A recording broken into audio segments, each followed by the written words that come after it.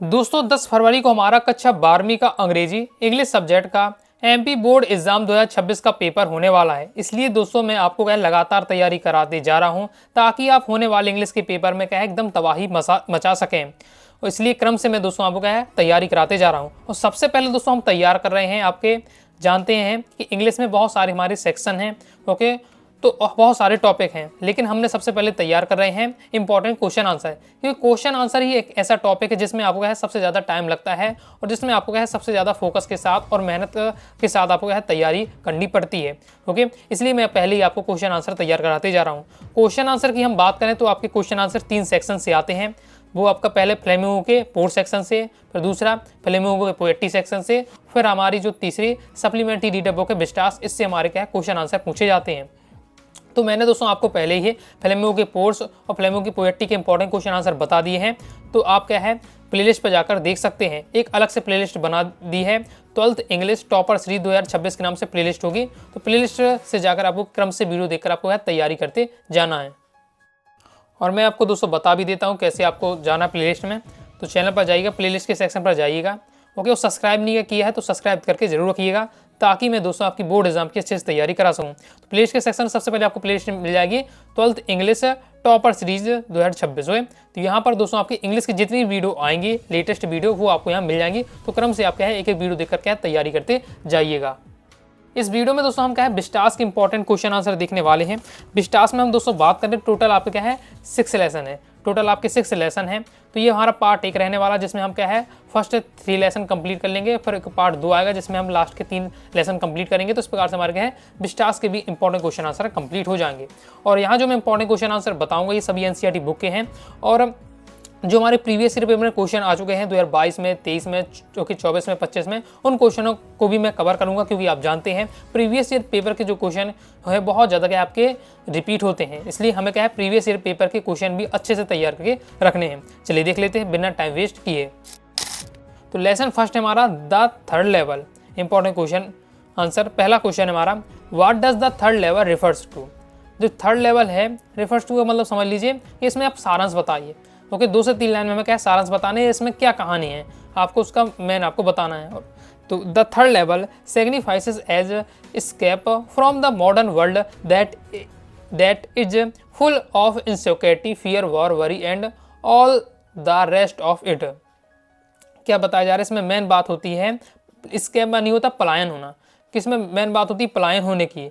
कि अब इसमें देखिए शॉर्ट में देखा हुआ है, लेकिन अगर आपने पूरी कहानी अच्छे से तैयार की हुई है तो मैं आपको कहूँगा कि अगर आपको कहानी नहीं पता कि थर्ड लेवल वाली कहानी में क्या होता है, ओके, कौन इसमें हीरो है और वो क्या करता है, तो वो कहानी नहीं पता आपको, तो फिर आपको क्या है क्वेश्चन आंसर आपको जो मैं समझा रहा हूँ मैं जितना अच्छे से आपको बता दूँ आपको फिर भी कुछ समझ में नहीं आने वाला। तो पहले एक बार क्या है आप कहानी समझ लीजिएगा। कहानी कैसे समझना है, यूट्यूब पर आप जाइएगा, लिखिएगा थर्ड लेवल कहानी इन हिंदी, तो आपको तुरंत ही आप 2 से 3 मिनट में आपको पूरी कहानी आपको समझ में आ जाएगी। हिंदी में आपको नॉर्मल कहानी माइंड में रखना है फिर तो जिससे आपकी सहायता से आपका क्वेश्चन आंसर समझ सकें। और जब क्वेश्चन आंसर आप समझ लेंगे तो तैयार करना बहुत ज़्यादा आसान हो जाता है और अपनी लैंग्वेज में भी फिर आप लिख पाएंगे। ओके, 1-2 लाइन भूल जाते तो अपने हिसाब से आप सेट भी कर पाएंगे क्वेश्चन को कि आंसर को आप मैनेज भी कर पाएंगे जब आपको क्या कहानी पता हो। तो इसमें क्या होता है कि जो चार्ली होता है, चार्ली जो स्टेशन होता है जो हमारा ग्रैंड सेंटर स्टेशन है वहाँ केवल 2 ही लेवल है। कितने लेवल है वहाँ? 2 ही लेवल है। इस प्रकार से समझ लीजिए कोई एक 2 ही स्टेशन है वहाँ। ओके, और तीसरा स्टेशन है ही नहीं, तीसरा लेवल है ही नहीं। लेकिन चार्ली कहता है कि मैं तीसरे लेवल पे चला गया और तीसरे लेवल पर जाने के बाद में क्या है पुराने समय में पहुँच गया। समझ लीजिए टाइम मशीन की तरह है कि 2 लेवल है, तीसरा लेवल है भी नहीं है। लेकिन चार्ली कहता है एक दिन मुझे क्या तीसरा लेवल मिल जाता है, मैं उस लेवल पर चला जाता हूँ जिसकी सहायता से मैं क्या पुराने समय में चले जाता हूँ। ओके, कि 20 साल पहले चला जाता हूँ। टाइम मशीन की समझ सकते हैं आपने, अगर डोरेमोन की टाइम मशीन वाला देखा होगा कि पिछले समय में क्या है कई सालों पहले चला गया। तो वही यहाँ बताता है, चार्ली कहता है कि मैं क्या पुराने समय में गया था। ओके, तो ये मैन उसकी कहानी रहती है। जबकि जो बाद में कहते हैं उसकी जो पत्नी है, उसका जो फ्रेंड सैम है, वो कहता है कि ये सब क्या है, ये सब जो वास्तव में था थर्ड लेवल एडजस्ट करता नहीं, ये सब क्या है बनावटी कहानी है। तो यही बताया जा रहा है कि ये, लेकिन यहाँ चार्ली ऐसा क्यों कहता है कि मैं क्या थर्ड लेवल में चला गया, क्योंकि चार्ली क्या है इस दुनिया से क्या पलायन होना चाहता था। क्यों पलायन होना चाहता है? तो यहाँ इस पलायन होने की इसमें मेन बात होती है, क्योंकि जो हमारा वर्तमान समय है, वर्तमान समय बहुत ज़्यादा असुरक्षित है। यहाँ भय की संभावना होती है, युद्ध की संभावना बनी रहती है, और भी बहुत प्रकार की यहाँ समस्याएं हैं इस वर्तमान दुनिया में। The period of 1890s represent a peaceful life not possible in present era. जो हमारा 1890 का दशक है वो क्या है, बहुत ही ज़्यादा शांति वाला समय था। ओके, जो शांति अब वर्तमान समय में संभव नहीं है। From this level the protagonist यानी होता है नायक। नायक कौन है? चार्ली है। Want to travel Galesburg Illinois with his wife Louisa. तो जो इस कहानी में नायक है, हमारा हीरो है चार्ली, वो क्या है, ग्लेसबर्ग और लिनस ये स्थान है, घूमना चाहता था अपनी वाइफ लुइसा के साथ। और ये स्थान कहाँ है? ये स्थान पुराने समय में पहुंच गया था। पुराने समय में क्या, ये बहुत ज़्यादा सुंदर और प्रसिद्ध स्थान थे, तो यहाँ ये घूमना चाहता था। ओके, अपनी पत्नी के साथ। नेक्स्ट देख लेते हैं। नेक्स्ट हमारा क्वेश्चन है, ये क्वेश्चन आपका एमपी बोर्ड एग्जाम 24 में आ चुका है, तो आपका फिर आपके 26 में आने के हाई चांस है, इसलिए अच्छे से आपको ये याद कर लेना है। और जब भी कोई क्वेश्चन का पहले नॉर्मल तरीके से याद करिएगा, जब आपको लगे कि मुझे अच्छे से याद हो गया तो आप लिख कर कॉपी में जरूर देखिएगा। ओके, लिख कर आपको प्रैक्टिस करना है, क्योंकि स्पेलिंग मिस्टेक बहुत होती है। ओके, मेरी भी बहुत ज़्यादा स्पेलिंग मिस्टेक होती थी, इसलिए मैं लिख कर क्या लगातार प्रैक्टिस करता हूँ, तब मेरे क्या काफ़ी ज़्यादा सुधार होगा। तो आपको भी यही करना है, नहीं तो आप अच्छे से तैयार कर लें, एग्जाम में लिख भी दें, लेकिन अगर 2-4 स्पेलिंग मिस्टेक हो जाती है और टीचर की नज़र में आता तो उस पर से गोला लगाएगा तो सोचेगा इसने बहुत ज़्यादा अशुद्धि की है। 3 लाइन का तो उत्तर लिखा है, उसमें से 4-5-6 शब्द तो ऐसे ही गलत कर दिए, तो सीधे क्या है 2 नंबर क्वेश्चन होगा तो 1 ही नंबर दे, ओके, या आधे नंबर दे, तो इस प्रकार से हो जाता है। इसलिए अगर आपको अच्छे से तैयार कर रहे हैं, मेहनत अपने की है, याद कर लिए, तो आप लिखकर जरूर देखिएगा। नेक्स्ट क्वेश्चन है, would Charlie ever go back to the ticket counter on the 3rd level to buy tickets Galesburg from himself and his wife. क्या बताया जा रहा है इस कहानी में? क्या होता है, अब पहले तो आपको मुझे एक बार थोड़ा सा कहानी बताना पड़ेगा, तब मैं आपको समझा पाऊंगा। तो उस कहानी में जब चार्ली का 3rd लेवल में पहुंच जाता है, पुराने समय पहुंच जाता है, पुराने समय पहुंच गया, तो अब पुराने समय पहुंच गया तो चार्ली को समझ में आता कि मैं पूरा पुराने समय पहुंच चुका हूँ, 1890 के समय पहुंच चुका हूँ। अब उस समय का क्या है, जो ग्लेसबर्ग जो स्थान है बहुत ज़्यादा प्रसिद्ध था, तो वो वहाँ घूमना चाहता था कि भैया पुराने समय में आ गए हैं तो यहाँ के थोड़े जो प्रसिद्ध स्थान है वहाँ घूम लिया जाए ग्लेसबर्ग में। ओके, अब वहाँ जाना है तो रेलगाड़ी से जाएंगे, रेलगाड़ी से जाना है तो टिकट तो लेनी पड़ेगी। जब वो टिकट लेने के लिए जाता है, टिकट लेने के लिए जाएगा, आगे इस वाली कहानी, इस वाले में आप क्वेश्चन में आपको समझाऊंगा। टिकट लेने के लिए जाता है तो उसके पेमेंट उसे करना पड़ेगा। पेमेंट के लिए उसके पास क्या है, मॉडर्न करेंसी है। ओके, जबकि वहाँ तो क्या है, ओल्ड करेंसी चलती थी, तो ओल्ड करेंसी थी, इसलिए उसने जो टिकट देने वाला था उसने मना कर दिया कि मैं आपको क्या है पैसे, आपको टिकट नहीं दूंगा, क्योंकि आप क्या है मुझे नकली नोट दे रहा, दे तो रियल रहा है, मॉडर्न करेंसी दे रहा हूँ, लेकिन वो क्या पहले समय के लिए तो क्या एक बार से नकली नोट के समान ही है। ओके, फेक करेंसी रहेगी, इसलिए वो उसको भगा देता है। तब वो डिसाइड करता है कि चलो मैं आपके यहाँ प्रेजेंट टाइम में पहुँच जाऊँ, प्रेजेंट टाइम में अपनी ओल्ड करेंसी कलेक्ट करूँगा, फिर दोबारा यहाँ आकर 3rd लेवल में दोबारा आऊँगा और यहाँ से टिकट लेकर अपनी वाइफ के साथ आऊँगा और अपनी खुद और अपनी वाइफ को क्या है ग्लेसबर्ग घुमाऊँगा। ये पूरी इसमें कहानी रहती है।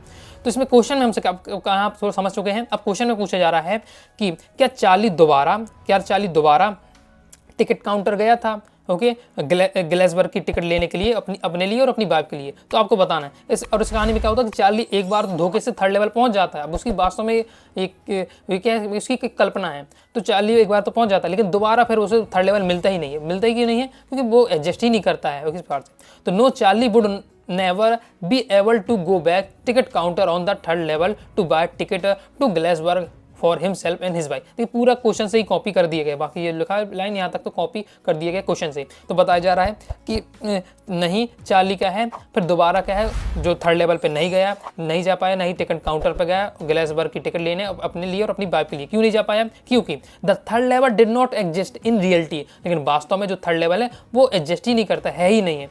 It is excited only Charlie's imagination. और ये जो 3rd लेवल है कि जो ये केवल उसकी क्या है एक कल्पना मात्र है, ये वास्तव में नहीं, केवल क्या है कल्पना मात्र है।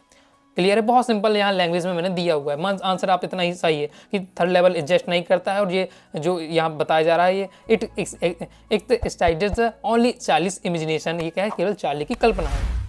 नेक्स्ट क्वेश्चन है, why did Charlie run away from the 3rd level. तो चार्ली क्या है 3rd लेवल में पहुंच जाता है, तो 3rd लेवल से भागता क्यों है? ओके, तो चार्ली धोखे से एक बार क्या 3rd लेवल में पहुंच गया। चार्ली कहता है कि मैं एक बार क्या 3rd लेवल में पहुंच गया, फिर वहां से मैं भाग आया। तो वहां से भाग क्यों आया? जबकि वो क्या है जो पुराना समय बहुत शांति वाला समय था, अच्छा समय था, लेकिन वहां से भागता क्यों है? तो इसकी कहानी आपको बताना है। तो इसे देख लेते हैं। When Charlie took out the modern currency to pay for 2 tickets to Glazberg, the ticket clerk accused him to trying to cheat him. क्या बताया जाता है कि जब चार्ली क्या है थर्ड लेवल में पहुंच जाता है तो वो फिर डिसाइड करता है कि जब यहाँ तक पहुँच ही गए थर्ड लेवल में और पुराने समय में आ गए हैं तो यहाँ का ग्लेसबर्ग है एक स्थान है बहुत ज़्यादा अच्छा है, ओके। वहाँ घूमने जाया जाए। अब घूमने जाने के लिए रेलगाड़ी से जाना पड़ेगा, तो रेलगाड़ी के लिए टिकट ली जाए, ओके। ट्रेन के लिए टिकट ली जाए। तो चार्ली जाता है, अब टिकट जहाँ से मिलती है काउंटर पर जाता है, वहाँ पैसे देता है। तो अब पैसे जो देगा चार्ली के पास कौन से पैसे, वो क्योंकि मॉडर्न टाइम से जाया है ओल्ड टाइम में, मॉडर्न टाइम से ओल्ड टाइम में गया है। जैसे मान लीजिए अगर जैसे मैं हूँ अभी मेरे पास 500 रुपये है, ओके, अभी का नोट है। अब मैं आज से 20 साल पहले जाता हूँ, ओके, मान लीजिए 20 साल पहले जाता हूँ, 1995 में चला गया। अब मैं उस समय क्या है किसी को 500 रुपये का नोट देता हूँ और कुछ सामान खरीदता हूँ, तो वो उसके लिए क्या है जो पुराना 1995 के समय वो नोट चलता ही नहीं था, तो उसके लिए वो क्या एक फेक करेंसी कहेगी या वो कहेगा नकली नोट है या ये खराब, ये नोट नहीं चलेगा, ओके। वही बात चार्ली के साथ होती है कि वो नए समय से क्या है मॉडर्न टाइम से वो पुराने समय में जाता है, तो वहाँ को वो पैसे देता है। तो अब जो टिकट काटने वाला है वो कहता है कि तुम मेरे साथ क्या चीटिंग कर रहे हो, तुम मुझे एक नकली नोट दे रहे, खराब नोट दे रहे हो, okay. He threatened to hand Charlie's over the police. वो कहता है कौन, टिकट काटने वाला, वो कहता कि तुम मेरे साथ चीटिंग कर रहे हो इसलिए मैं क्या तुम्हें पुलिस से पकड़वा दूंगा। चार्ली वाज फ्राइटेटेड, तो चार्ली कैसे घबरा जाता है, ओके। तो एंड ही डिसाइडेड टू रस back from the third level. तब चार्ली डिसाइड करता है कि अब यहाँ से क्या है भाग लेने में ही फायदा है, ओके, नहीं तो क्या है पुलिस से और पकड़े जाएंगे। तो इस प्रकार से वो क्या है भाग जाता है। तो वही आप क्वेश्चन समझ गए, क्वेश्चन पूछा गया था कि चार्ली थर्ड लेवल से क्यों भाग जाता, तो आप समझ गए होंगे। बिल्कुल सिंपल शॉर्ट में आंसर दिया हुआ है, सिंपल दिया हुआ, ओके। नेक्स्ट हमारा क्वेश्चन है, अब ये ऐसे क्वेश्चन है कि इंपॉर्टेंट एनसीईआरटी बुक में ये भी दिए हैं एनसीईआरटी बुक में, और इंपॉर्टेंट बहुत ज़्यादा, अभी तक एग्जाम में नहीं आए हैं। तो आपके ये तीनों क्वेश्चन में से कोई भी आपका आ सकता है। अब ये वाला नेक्स्ट वाला क्वेश्चन है, ये अभी आपका एमपी एग्जाम 23 में आया और 25 में आ चुका है। तो अब ये वाला क्वेश्चन आने की नहीं आएगा, ओके, लेकिन ये 3 क्वेश्चन में आपका आ सकता है, ओके। तो इन 3 क्वेश्चन को आपको अच्छे से तैयार करके रखिएगा। अभी दोस्तों आप मान के चले तो इन 3 क्वेश्चन में से आपका 2026 की एग्जाम आने वाला है, इसलिए इन तीनों क्वेश्चन को अच्छे से तैयार करके रखना है, ओके। अब नेक्स्ट क्वेश्चन है, फिर भी हम हर क्वेश्चन को समझते हैं। Do you think that the third level was medium of escape for Charlie. तो क्या आप इस प्रकार से सोचते हैं कि जो चार्ली ने ये थर्ड लेवल की कहानी बनाई, तो ये इस दुनिया से पलायन होने के लिए कहा उसने, ओके, कि वो इस दुनिया से पलायन होना चाहता था, और पलायन होना चाहता था, इस दुनिया से भागना चाहता था। तो क्यों भागना चाहता था, तो आपको बताना है। Yes I think that the third level was medium of escape for Charlie. तो हाँ, यहाँ बिल्कुल सही बात है कि इसने जो थर्ड लेवल की ये कहानी बनाई वो क्या है इस दुनिया से भागने, इस दुनिया से पलायन होना चाहता था। अब क्यों चाहता था, क्योंकि Charlie life in the modern world is full of insecurity, fear, war and worry and stress. जो वर्तमान समय है असुरक्षित है, भय की संभावना होती है, युद्ध की संभावना होती है, और बहुत ज़्यादा क्या है यहाँ स्ट्रेस होता है, ओके, तनावपूर्ण जीवन जीना पड़ता है। जो आपने पहले वाले क्वेश्चन में आंसर बताया था वही आपको यहाँ लाइनें सेट करनी है। आगे है grand centre station had only 2 levels. जो ग्रांड सेंटर स्टेशन है वहाँ केवल 2 ही लेवल हैं। The third level did not exist. जो थर्ड लेवल है ही नहीं है वास्तव में। It was only a medium for of escape for Charlie. तो वहाँ क्या है थर्ड लेवल है ही नहीं, लेकिन चार्ली कहता है कि मैं थर्ड लेवल में गया, तो हम समझ सकते हैं कि क्या है चार्ली ने इस दुनिया से पलायन होने के लिए ये बात कही है। ही सा a world of 1890s and a newspaper published on 11th June 1894। वो कहता है, चार्ली कहता है कि वो क्या 1890 के दशक में चला गया था, और वहाँ उसने पेपर भी देखा 11 जून 1894 का उसने पेपर भी देखा था। After arranging old currency he could not find the third level. फिर वो क्या है हमने पूरी कहानी में समझा था कि वो क्या है जब मॉडर्न करेंसी देता है तो उसका जो टिकट काटने वाला वो उसको भगा देता है और कहता है कि मैं पुलिस से पकड़वा दूंगा, इसलिए वो भाग आता है। पर जब यह प्रेजेंट टाइम में आता है तो वो ओल्ड करेंसी को कलेक्ट करता है कि दोबारा मैं थर्ड लेवल में जाऊंगा और फिर क्या है टिकट लूँगा और ग्लेसबर्ग घूमूंगा। लेकिन जब वो ओल्ड करेंसी जोड़ लेता है, लेकिन फिर उसे थर्ड लेवल मिलता ही नहीं है। तो more over his and his wife also explained to him that the third level did not exist। तो फिर एक बार से हम पूरा देखें ओवरऑल, तो जो उसका जो एक दोस्त है, क्योंकि जो मनोवैज्ञानिक दोस्त है उसके साथ उसकी जो पत्नी है वो बताते हैं कि ये क्या है जो वास्तव में थर्ड लेवल एग्जिस्ट नहीं करता, ये केवल क्या है चार्ली की कल्पना है, ये बात बताई जा रही है। नेक्स्ट एक और क्वेश्चन इंपॉर्टेंट है, और जो क्वेश्चन है तो उसमें लॉन्ग टाइप दिया, तो लॉन्ग में आपके आने के हाई चांस है। What do you inform from Sam's letter to Charlie. मतलब जो सैम का एक लेटर है उससे जो सैम ने क्या है चार्ली को लिखा, सैम ने क्या है चार्ली को लेटर लिखा था, तो उससे हमें क्या जानकारी प्राप्त होती है। जब आप क्या एनसीईआरटी बुक खोलेंगे और इस चैप्टर को देखेंगे तो वहाँ एक अलग से बॉक्स में दिया हुआ है लेटर सैम का, ओके। तो उससे हमें क्या जानकारी मिलती है वो आप सब आपको यहाँ बताना है। तो देख लेते हैं। One day Charlie found and envelope in his collection of first day cover. Charlie क्या है,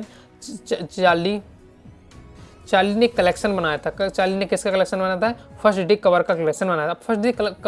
फर्स्ट डे कवर क्या होता है? तो आप इस प्रकार समझिए, आपने जो देखा होगा चिट, जो पोस्ट ऑफिस में एक चिट आपको मिलती है जिसको लगाना पड़ता है आपको, okay.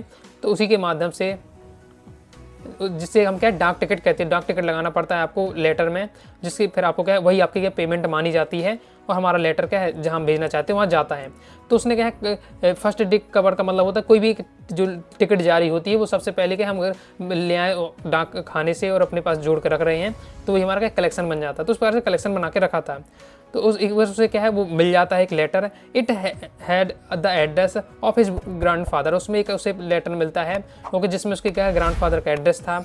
The postage stamps showed the picture of president Garfield. और उसमें देखता है कि वो जो स्टाम्प लगा हुआ है, जो डाक टिकट लगी हुई है, उसमें जो वहाँ के प्रेसिडेंट गारफील्ड, ओके, पहले प्रेसिडेंट थे गारफील्ड, उनकी फ़ोटो बनी हुई है। The letter was return on 8 June 1894। जो लेटर लिखा हुआ था उसमें डेट डली हुई थी 18 जुलाई 1894 को ये लिखा गया था। It was addressed to Charlie and come from his friend Sam who had been missing for some time. और इसमें इसमें जो एड्रेस भी लिखा तो चार्ली का भी लिखा हुआ था, चार्ली के लिए मेंशन किया गया था। और ये किसने लिखा था? उसके जो फ्रेंड है सैम, उसने लिखा था। और अब जो क्या है जो कि क्या है बहुत समय से अब गायब है, मिल नहीं रहा है, okay.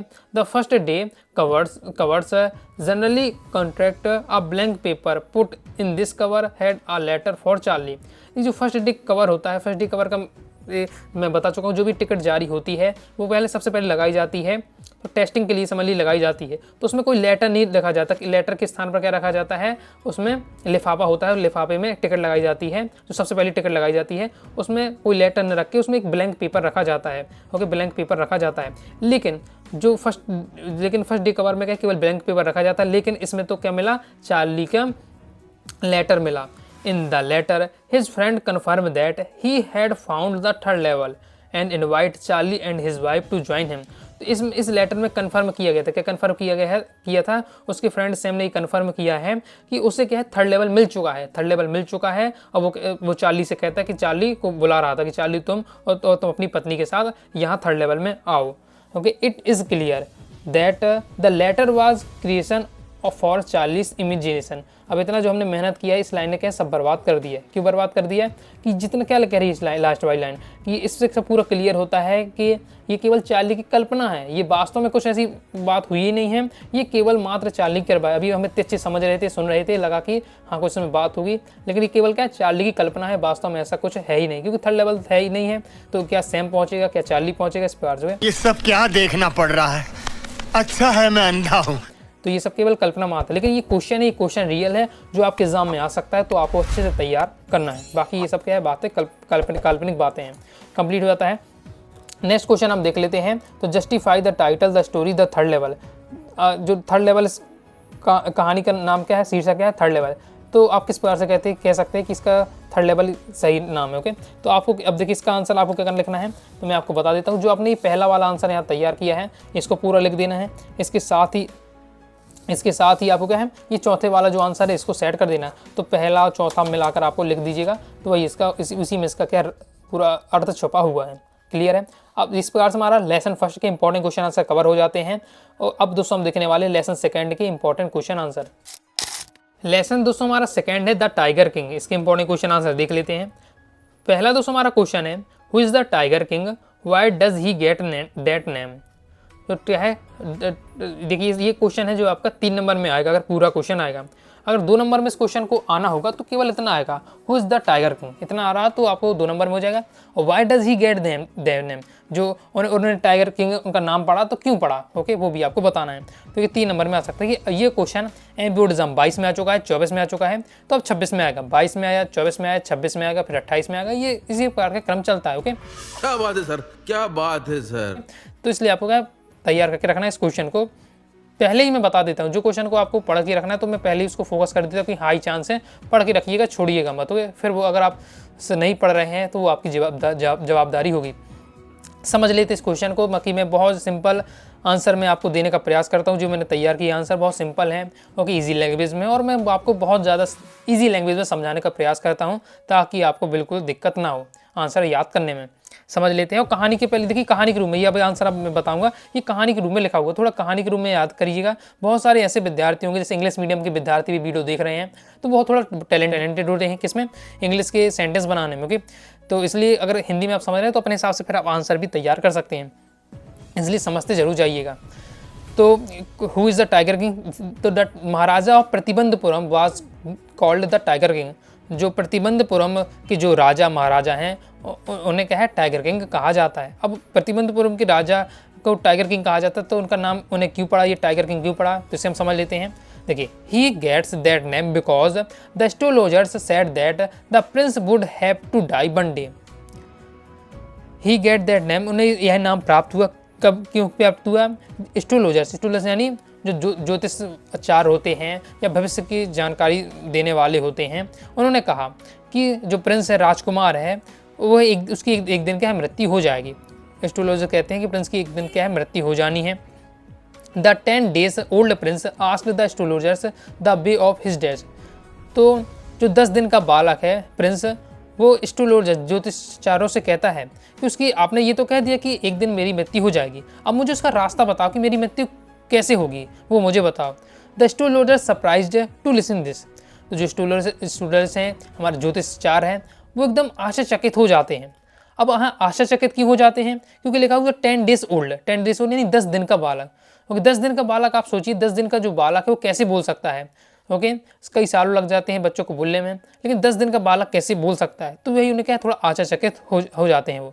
The chief astrologers said that his that would come from a tiger. जिसमें सबसे जो मुख्य ज्योतिषाचार्य थे, वो कहते हैं कि इसके राजकुमार की मृत्यु किससे आएगी, एक टाइगर के से होगी। That his that would come from a tiger, tiger से उनकी मृत्यु हो जाएगी। Then the young prince said let tiger behave. तब जो ये राजकुमार है चिल्लाकर कहता है कि टाइगर अब तुम क्या है, सावधान हो जाओ। He decided to kill the tiger. ये राजकुमार अब डिसाइड करता है कि वो क्या है, टाइगरों को मारेगा। Therefore he got the name tiger king. इस प्रकार से उनका नाम क्या है, टाइगर किंग पड़ गया। क्लियर है, उन्हें पता चल जाता है कि उनकी मृत्यु क्या है, टाइगर से होगी।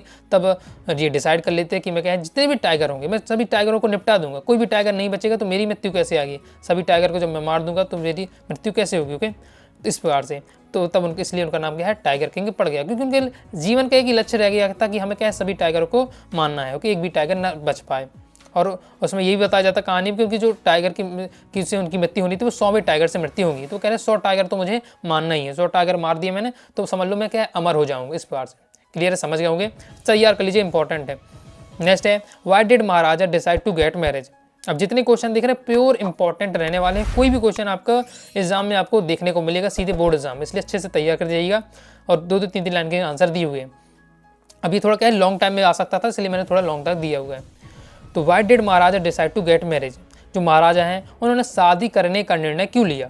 The Maharaja had killed 70 tigers and his in this the tiger population becomes exist in the forest of his kingdom. क्या बताया जा रहा है कि देखिए, महाराजा की मृत्यु होनी थी टाइगर से, तो जो ज्योतिषाचार्य कहते हैं कि महाराजा की मृत्यु 100वें टाइगर से होगी। तब महाराजा डिसाइड कर लेते हैं कि मुझे क्या अपने जीवन में जल्द से जल्द क्या 100 टाइगर को मारना है, 100 टाइगर को मारना है। क्लियर है। अब यहाँ बताया जा रहा है क्वेश्चन में, आंसर में, कि the Maharaja had killed 70 tiger. तो महाराजा ने अपने राज्य में 70 टाइगर को मार दिया था, 70 टाइगर को मार दिया था। अभी कितने टाइगर चाहिए उन्हें, 30 उनका टारगेट कितना है, उनका टारगेट है 100 टाइगर मारने का। 70 टाइगर उन्हें मार दिया, अभी उन्हें 30 टाइगर और चाहिए। लेकिन उनके जो राज्य है उस राज्य में उससे ज़्यादा टाइगर थे ही नहीं, अब उन्हें शिकार करने के लिए और टाइगर मिल ही नहीं रहे थे। ओके।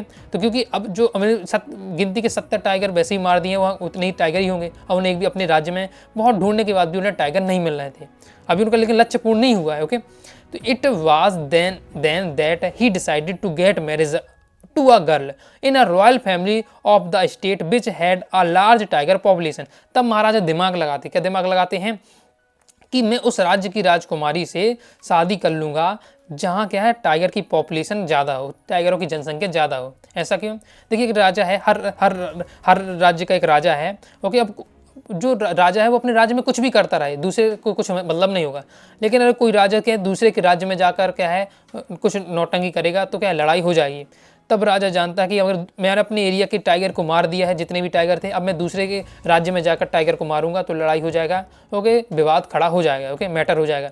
तब इसलिए राजा का दिमाग लगा था कि मैं उस राज्य से किसी राजकुमारी से शादी कर लूँगा जहाँ क्या टाइगर की संख्या अच्छी हो। अगर मैं वहाँ की राजकुमारी से शादी कर लूँगा तो अब मैं क्या उस राज्य में जब मन हो तब जा सकता हूँ और वहाँ के क्या है शिकार भी कर सकता हूँ, वहाँ के जंगल से शिकार भी कर सकता हूँ। इससे मैं क्या है 100 टाइगर अपने की जो संख्या है उसे कंप्लीट कर सकता हूँ। तो आई होप आप समझ गए होंगे कि राजा ने शादी क्यों किया। राजा का शादी करने का उद्देश्य था मैन उस एरिया के क्या टाइगरों को मानना, क्योंकि उस राज्य के जो टाइगर हैं उनको पर भी राजा का क्या अधिकार हो जाएगा, फिर उन्हें कोई दिक्कत नहीं होगी, उनको थोड़ी कोई बोल सकता है। ओके, क्योंकि उनकी क्या राजकुमारी शादी हो चुकी है वहाँ की। इस प्रकार से why did the Maharaja ban tiger hunting in the state. महाराजा ने टाइगर हंटिंग के मतलब बाघों के शिकार पर अपने राज्य पर प्रतिबंध क्यों लगा दिया। तो अभी हमने यहाँ देखा समझा कि गिनती के क्या है 100 टाइगर मारने हैं, 70 टाइगर पहले ही से मार दिए हैं। अब उसमें भी और कोई और अदर व्यक्ति क्या शिकार करने लगे तो वैसे तो राजा को वो बाघ पूज नहीं रहे मारने के लिए, और भी कोई मारने लगेगा तो राजा और दिक्कत में आ जाएगा। वो अपनी जो 100 टाइगर की जो संख्या उसे कैसे पूरा करेंगे, इसलिए उन्होंने क्या टाइगर हंटिंग पर बैन लगा दिया। तो Maharaja wanted to prove the prediction of state astrologers wrong that he would be killed by 100 tiger. तो जो महाराजा ने क्या है सिद्ध करना चाहते थे, क्या सिद्ध करना चाहते थे कि जो हमारे राज्य के ज्योतिषाचार्यों ने भविष्यवाणी की है कि मेरी मृत्यु क्या है 100 टाइगर से होगी, वो क्या गलत है, वो उस बातों का गलत सिद्ध करना चाहते थे। His instance was to kill 100 tiger, और इंस्टेंस यानी होता है इरादा। तो महाराजा का इरादा था 100 टाइगर मारने का। Therefore he banned the tiger hunting in the state, इसलिए उन्होंने अपने राज्य पर क्या है बैन लगा दिया कि मेरे अलावा कोई भी व्यक्ति क्या है बाघों का शिकार नहीं करेगा। क्लियर है। नेक्स्ट क्वेश्चन है how did the crow Prince जंग बहादुर ग्रो अप। एमपीओडिज्म 24 में क्वेश्चन आ चुका है, तो आपके 26 में आ सकता है। यहाँ जितने भी अभी क्वेश्चन हमने देखे हैं चारों क्वेश्चन आपके कोई भी आ सकता है। ओके, आप कोई सी को मैं नहीं कह सकता क्योंकि चारों यहाँ इंपॉर्टेंट रहने वाले हैं, कोई भी क्वेश्चन आपको देखने को मिल सकता है और सिंपल क्वेश्चन है, तैयार कर लीजिएगा। और कहानी के रूप में आपको समझा रहा हूँ तो अपने हिसाब से भी आप अगर आपसे क्या है इंग्लिश में अगर सेंटेंस आप अच्छे से कर लेते हैं, ओके इंग्लिश मीडियम वाले स्टूडेंट भी है तो अगर आप, इसलिए मैं अच्छे से डिटेल से पूरा खुलकर समझा रहा हूँ ताकि अगर आपको माइंड में कहानी थोड़ा सेट हो जाती तो अपने हिसाब से भी आप क्या लिख सकते हैं, या क्वेश्चन घुमा के भी दिया जाता तो भी आपको दिक्कत नहीं होगी। तो how did the crow Prince जंग बहादुर ग्रो अप, जो जंग बहादुर मतलब जो राजकुमार हैं उनको क्या है किस प्रकार से बड़े होते हैं उसके बारे में आपको बताना है। 2024 में क्वेश्चन आ चुका है तो 26 में आप कह सकते हैं, पढ़ के रखिएगा। The crown prince grow up just like other royal princes of India state, जिस प्रकार से भारत के अन्य राज्यों में राजकुमार क्या है बड़े हो रहे थे, उसी प्रकार से क्या है जो राजकुमार यहाँ का वो भी क्या है बड़े हो रहे थे। He grow taller and stronger day by day, दिन प्रतिदिन क्या है एकदम क्या है बड़े होते जा रहे थे और शक्तिशाली बनते जा रहे थे। He drink the milk of an English cow, वो क्या है दूध पिया करते थे, उसकी अंग्रेजी गाय का क्या दूध पिया करते थे। He was what up by English nanny and tutored in English by English man, उनका पालन पोषण एक जो अंग्रेजी दाई माँ थी वो किया करती थी और उनको इंग्लिश कौन पढ़ाता था, एक इंग्लिश मैन पढ़ाता था। ओके, अंग्रेज उन्हें इंग्लिश पढ़ाता था। ही सा nothing but English film, okay वो कुछ नहीं देखा करते थे लेकिन इंग्लिश फिल्म क्या जरूर देखा करते थे। तो ये बताया जा रहा है, कंप्लीट हो जाता है। नेक्स्ट क्वेश्चन देख लेते हैं। अब दोस्तों हमारा जो नेक्स्ट क्वेश्चन है लास्ट इस चैप्टर क्वेश्चन है। अब ये क्वेश्चन देखें एमपीओडिज्म 23 में आ चुका है फिर 25 में आया है, तो अब ये 25 में आ गया तो ये आपका 2026 में नहीं आएगा। ओके, जिससे इससे पहले मैंने जो 4 क्वेश्चन बताए उन चारों क्वेश्चन में कोई ना कोई आपको जरूर एमपीओडिज्म 26 में आएगा, तो उन 4 क्वेश्चन को पढ़ लीजिएगा। इसे तो मैं कहूँगा आप स्किप भी कर दीजिए लेकिन उन 4 क्वेश्चन को पढ़ लीजिएगा। ओके, तो जरिए समझ लेते हैं इसे भी। तो what will Maharaja do to find the required number of the tigers to kill, महाराजा ने अपने नंबर को पुजाने के लिए यानी तो उन्हें 100 टाइगर मारना था। उन्होंने अपने राज्य में 70 टाइगर मार लिए थे, 30 टाइगर उन्हें और चाहिए थे, तो उन्होंने अपने नंबर को पूर्ण करने के लिए उन्होंने क्या दिमाग लगाया, क्या तरीका अपनाया। देखो within 10 years the Maharaja was able to kill to the tigers then the population is just in the forest of Pratibandhapuram. क्या बताया जा रहा है? क्योंकि 10 सालों के अंदर राजा ने क्या है, राजा ने टाइगरों का शिकार कर दी। और हम पहले ही पढ़ चुके कितने टाइगर का शिकार किया था, 70 टाइगर राजा ने 10 सालों के अंदर 10 सालों में कम से कम मार दिए थे। ओके, अब क्या हुआ कि जो राज्य प्रतिबंधपुरम, वहाँ क्या है, जो बाघों की संख्या थी, जनसंख्या है, वो एकदम कम हो चुकी थी, उन्हें एक भी टाइगर नहीं मिल रहा था। Therefore, the Maharaja had decided to get marriage of state with a large tiger population। तब महाराजा दिमाग लगाते हैं, महाराजा ने डिसाइड किया कि अब मैं उस राज्य से शादी करूँगा, उस राज्य से शादी करूँगा यानी उस राज्य की राजकुमारी से शादी करूँगा जहाँ पर क्या है, बाघों की संख्या बहुत ज़्यादा हो। So that he could get tiger to kill, ताकि उन्हें क्या है, उस राज्य के टाइगर को भी वो मार सकें। ओके, तो मैं जो आपको पहले समझा चुका हूँ वही यहाँ कहानी रहने वाली है। तो महाराजा ने अपने 100 टाइगर को नंबर कंप्लीट करने के लिए क्या किया, 70 टाइगर तो अपने ही राज्य में मार लिए, 30 टाइगर और चाहिए थे, तो उन्होंने उस राज्य की राजकुमारी से शादी कर ली जहां उन्हें क्या है, टाइगर मारने के लिए मिल जाए। ओके, ये बात बताई जा रही। तो ये क्वेश्चन तो आपको वैसे भी आपका 2025 में आ चुका है, इसलिए दोस्तों आपको ये 4 क्वेश्चन अच्छे से तैयार कर लेना है, जिसमें हाई चांस आप पूछे तो ये पहला क्वेश्चन चौथे क्वेश्चन के रहने वाले हैं, पढ़ के आपको रखिएगा। अब दोस्तों हमारे लेसन 2 के इंपॉर्टेंट क्वेश्चन आंसर कंप्लीट हो जाते हैं। अब दोस्तों हम देखने वाले हैं लेसन 3 के इंपॉर्टेंट क्वेश्चन आंसर। दोस्तों हमारा नेक्स्ट थर्ड लेसन है journey to the end of the earth. इसके इंपॉर्टेंट क्वेश्चन आंसर देख लेते हैं। आगे बढ़ने से पहले बता दूं, अगर क्या प्रॉपर आप पीडीएफ मटेरियल प्राप्त करना चाहते हो, मेरे साथ बोर्ड एग्जाम की तैयारी करना चाहते हैं सभी विषय की, तो बैच ज्वाइन करके जरूर रखिएगा। चलिए मैं बता देता हूँ आपको कैसे ज्वाइन करना है। प्ले स्टोर से एनवाक्स क्लासेस को ऐप डाउनलोड कर लीजिएगा, उसके बाद लॉगिन रजिस्ट्रेशन आप कर लीजिएगा। जब आप ऐप खोलेंगे तो इस प्रकार से आपको क्या है, ऐप देखने को मिलेगा। यहाँ पर दोस्तों आपको ऑल कोर्सेज में जाना है और आपको बैच मिल जाएंगे। अगर साइंस के स्टूडेंट हैं तो साइंस ब्रह्मास्त्र बैच, आर्ट के स्टूडेंट हैं तो आर्ट ब्रह्मास्त्र बैच, कॉमर्स के स्टूडेंट हैं तो कॉमर्स ब्रह्मास्त्र बैच जरूर ज्वाइन कर लीजिएगा। ओके, जब आप कोई भी बैच लेते हैं जैसे साइंस ब्रह्मास्त्र बैच जिया, तो बाय नाउ पर आप क्लिक करते हैं तो यहाँ पर दोस्तों आता है apply coupon code. Apply coupon code में आपको क्या है, बैच लेते समय आपको क्या है, टारगेट 95 जरूर लिख दीजिएगा। अगर यहाँ टारगेट 95 लिख देंगे तो आपको 200 रुपये का सीधा डिस्काउंट मिल जाएगा, यानी 200 रुपये आपकी फीस कम हो जाएगी। फिर आपको बैच ज्वाइन करना है तो आपको क्या है, कम फीस में आप ज्वाइन कर सकते हैं। क्योंकि अब कम समय रह गया, मैं चाहता हूँ ज़्यादा से ज़्यादा विद्यार्थी क्या है, ज्वाइन करके अच्छे से तैयारी कर सके। पूरा आपको पीडीएफ मटेरियल रहेगा, जहाँ आपको प्रीवियस ईयर पेपर रहेगा, मॉडल पेपर रहेगा, पूरा इंपॉर्टेंट क्वेश्चन आंसर रहेगा। Okay, important objective question answer all chapter के आपको स्पेशल दिए जाएंगे। और बोर्ड एग्जाम के लिए स्पेशल आपको क्या है, शॉर्ट नोट्स भी मिलने वाले हैं। और यदि आप दोस्तों क्या है, अलग से केवल इंग्लिश का जैसे आप कोर्स लेना चाहते हैं, ओके, तो आप क्या है, इंग्लिश का भी कोर्स ले सकते हैं। जब यहाँ से आप बाय करें तो आप क्या है, अप्लाई कूपन कोड में इंग्लिश 80 हमारा 80 में 80 स्कोर करने का टारगेट है, तो इंग्लिश 80 आप यहाँ अप्लाई करेंगे कूपन कोड में, तो आपको क्या है, यहाँ पर सीधे 50 रुपये का डिस्काउंट हो जाएगा। तो आप इंग्लिश कोर्स लेना चाहें तो फिर आप क्या है, इंग्लिश कोर्स भी ले सकते हैं। तो बाकी मैं तो कहूँगा कि दोस्तों आपको क्या है, बैच ले लेना है, ताकि दोस्तों आप क्या है, 5 सब्जेक्ट की आपको तैयारी हो जाए, 5 सब्जेक्ट का आपको मटेरियल मिल जाए। चलिए हमारा लेसन 3 है journey to the end of the earth. इसके इंपॉर्टेंट क्वेश्चन आंसर देख लेते हैं। अब इस चैप्टर की दोस्तों हम बात करते हैं तो केवल 3 क्वेश्चन यहाँ पढ़ना है, केवल 3 क्वेश्चन पढ़ना। 3 क्वेश्चन में भी से एक तो आप छोड़ ही देना है, क्योंकि अभी 2025 में आ गया है। ओके, और जिसको मैंने पहले ही रेट कर दिया था 100% मैं बता दिया कि यही क्वेश्चन आपको देखने को मिलेगा, और वो आपका ऐसा हुआ भी है। जैसे जैसे मैंने 2025 में बताया था वैसे वैसे क्वेश्चन एग्जाम में आए हैं, और आपको विश्वास नहीं होता, वीडियो यूट्यूब पर डली हुई है, आप जाकर क्या है, देख सकते हैं, और फिर आप एग्जाम 2025 का पेपर मिला सकते हैं। पूरा आपका प्रेडिक्ट कर दिया है, चाहे आपका बायोलॉजी का पेपर हो, फिजिक्स का पेपर हो, हिंदी का, इंग्लिश का, सभी का मैंने क्या है, पहले ही से प्रेडिक्शन कर दी थी, और जो क्या है 95% क्या है, पूरा सही रहा है। और हिंदी इंग्लिश के पेपर में देखें तो क्या है, 99% जो मैंने बताया था क्वेश्चन वही रखे थे। ओके, तो यहाँ दोस्तों हम बात करते हैं, जो मैं बातें बताते जा रहा हूँ वो भी आपको फॉलो करना है। 3 क्वेश्चन यहाँ से देखिए, बात करें तो शॉर्ट टाइप का क्वेश्चन है ही नहीं, तो बनता नहीं है। शॉर्ट टाइप क्वेश्चन बनेगा तो लॉन्ग टाइप का क्वेश्चन बनेगा, जो कि 3 नंबर में आपको पूछ लिया जाता है। हाँ, लेकिन क्या है, वही क्वेश्चन जो मैं बता रहा हूँ वो आपके शॉर्ट टाइम में भी दे सकते हैं, लेकिन आप आंसर तैयार होगा तो फिर दिक्कत नहीं होगी। तो 3 क्वेश्चन आपके ये रहने वाले हैं, जिसमें से हम दोस्तों बात करें तो जैसे दूसरा ये क्वेश्चन में बताया 22 में आ चुका है, ये वाला 2023 और 24 में क्वेश्चन आया था। ओके, ये क्वेश्चन नहीं आया था, तो मैंने बताया कि ये बहुत ज़्यादा इंपॉर्टेंट अभी तक नहीं है, 2025 में जरूर आएगा। 2025 में ये क्वेश्चन रखा हुआ था। तो अब आपकी बात करते हैं, इन 3 क्वेश्चन आपको पढ़ना है, चैप्टर से अच्छे से तैयार करना है। लेकिन इसमें से आप क्या इसको स्किप भी कर देंगे, स्किप भी करेंगे, लेकिन ये क्या रिपीट हो सकता है, ऐसा नहीं है कि रिपीट ना हो। 2025 में तो 2026 में भी आ सकता है। तो यहाँ से मैं कहूँगा कि तीनों को फोकस करिएगा। लेकिन हाई चांस की दोस्तों हम बात करते हैं तो आपका दूसरा और तीसरा इंपॉर्टेंट रहने वाला है, दूसरा और तीसरा आपका आ सकता है, बहुत ज़्यादा हाई चांस रहने वाले। बाकी अब दोस्तों हम क्या है, तीनों क्वेश्चन को थोड़ा अच्छे से समझ लेते हैं ताकि आप आसानी से तैयार कर सकें। पहला क्वेश्चन है, how do geological phenomena help us to know about the history of human kind. Geological phenomena यानी भूगर्भिक गतिविधियाँ। भूगर्भिक गतिविधियों की किस प्रकार से मदद करती हैं मानव जाति के इतिहास के बारे में जानने के लिए। मानव जाति के इतिहास के बारे में जानने के लिए भूगर्भिक गतिविधियाँ हमारा किस प्रकार से मदद करती हैं।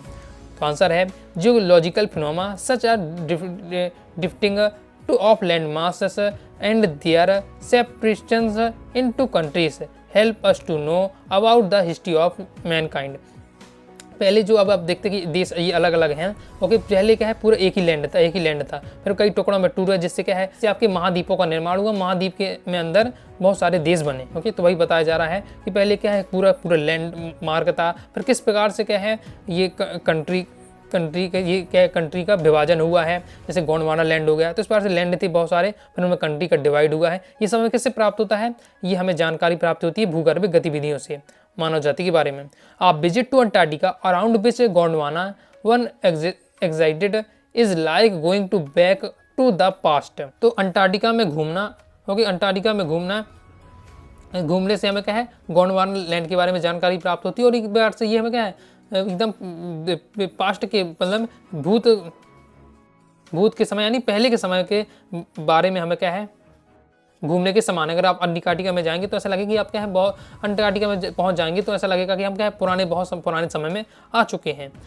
It gives us understanding of evolution and existence ozone and carbon where human kind came from and where will is headed.